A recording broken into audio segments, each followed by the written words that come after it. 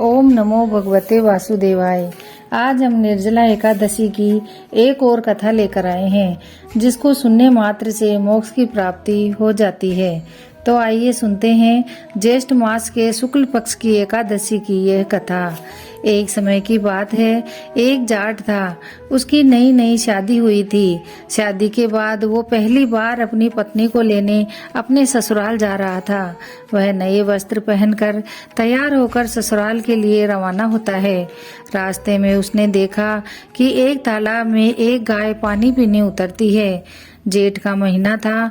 वो गाय अपनी प्यास तो बुझा लेती है, लेकिन तालाब से बाहर नहीं आ पाती। जाट को वहां देख गाय उससे बोली, अरे मुसाफिर, मुझे इस दलदल से बाहर निकाल दे। तब जाट बोला, अरे नहीं नहीं गाय माता, मेरे कपड़े गंदे हो जाएंगे।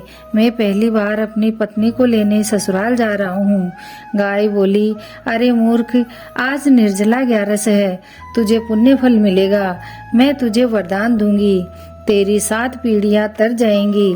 लेकिन जाट नहीं माना। नाराज होकर गाय बोली, अगर तू मुझे नहीं निकालेगा तो मैं तुझे श्राप देती हूँ।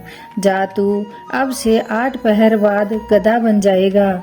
यह सुनते ही जाट डर गया और गाय से माफी मांगने लगा।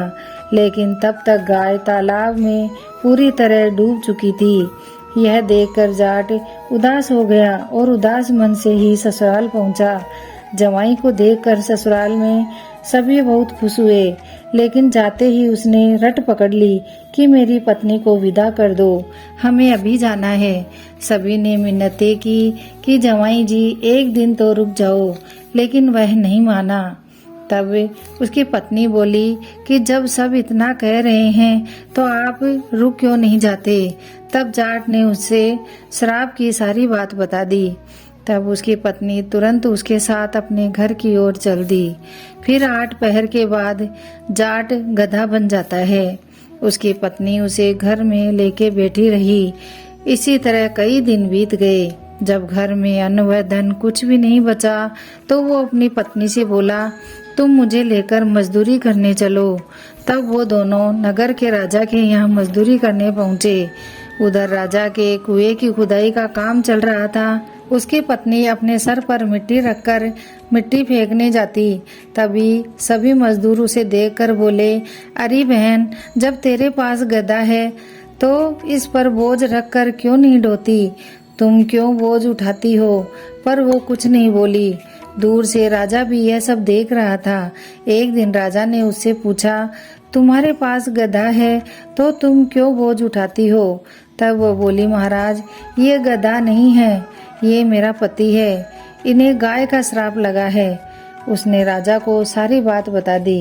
राजा ने पंडित को बुलाकर इसका हल पूछा। तब पंडित ने कहा, राजा जी, इसका एक ही हल है कि जिस व्यक्ति ने अपने जीवन काल में 108 ग्यारस की हो और उसका फल वो इस गधे को दे दे तो ये मानव बन सकता है। राजा ने पूरी नगरी में ऐलान करवा दिया कि जिसने भी 108 ग्यारस की है, अगर वो अपनी ग्यारस का फल दे देता है तो राजा उसे अपना आधा राज्य दे देंगे। लेकिन पूरी नगरी में कोई भी ऐसा नहीं था जिसने 108 ग्यारस की हो। किसी ने 21 ग्यारस दी तो किसी ने 11, किसी ने 51, किसी ने 10 तो किसी ने 6, किसी ने 5, ऐसे करके 100 ग्यारस का फल तो उसे मिल गया। लेकिन अब वह 8 ग्यारस का फल कहाँ से लाए? वह चलती चलती गंगा घाट पर पहुंची। वहाँ सब लोग गंगा दशमी का स्नान कर रहे थे। वह अकेली गधे के साथ एक पेड़ के नीचे बैठ गई। तभी वहाँ एक बूढ़ी माँ आई और बोली, बेटा, आज गंगा दशमी है, गंगा स्नान कर लो। तब उसने श्राप की सारी बात बूढ़ी माँ को बताई। तब बूढ़ी माँ ने कहा, बेटा, 8 ग्यारस ही तो कम है, 8 ग्यारस का फल मैं तेरे पति को देती हूँ। और उसने गधे पर गंगा जल के छींटे दिए। 108 ग्यारस का फल मिलते ही वह इंसान बन गया। फिर बूढ़ी माँ ने कहा, बेटा, अब तुम गंगा स्नान करो और कल निर्जला ग्यारस है, वह भी तुम जरूर करना। यह ग्यारस मोक्ष प्रदान करने वाली है। हे विष्णु भगवान, कथा कहते सुनते व हुंकार भरते सबको मोक्ष प्रदान करना। और सबको विष्णु लोक देना। बोलो श्री हरि विष्णु की जय।